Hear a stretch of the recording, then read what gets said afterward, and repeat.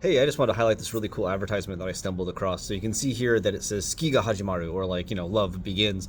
But they've taken the normal kanji for this, which look like this, and both have onna, or woman, in the left hand, and because it's an ad for a gay matchmaking service for men, they've replaced it with the otoko radical, right?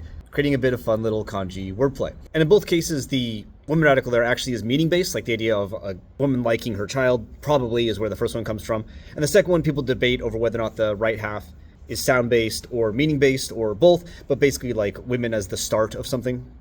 I love this kind of stuff. Obviously, it's not new. People have been playing with kanji characters since they were invented across pretty much every country that's used them. But like one of my favorites is this sign here from the awesome book Taipo Sampo, where a guy just walks around taking pictures of Japanese writing he sees around him, where the kanji for dance has been like changed into kind of a musical note, looking like musical notation. And there's also like a lot out there that you can see, especially for advertisements for like hair care products and stuff, because the kanji for hair, you can view it as being made up of longtime friend and then the three that are hair. So like there's the phrase that you're friends with your hair for a long time, so you need to take care of it. And then ads like this one play with it by the hair kind of, floating away, because you don't. I wouldn't know anything about that, but So with this advertisement, right, they're doing this in a very, very clever way, making the start of the relationship and the love men because men are involved. And like this fundamental idea of attending to the gender marked by a character is something that's not new at all, obviously.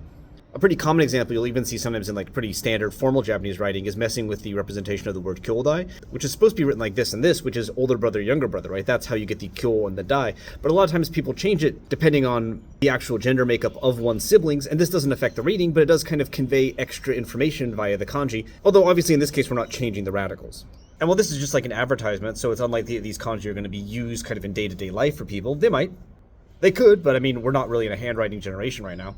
There are pieces of kanji play that have become so common that they are actually seeing potential like recognition. For instance, shortenings of the word for dorm, ryol, like this, or even writing kakunin like this, are common enough that there are pushes to include them in Unicode, which I actually would like to see. I think that'd be cool.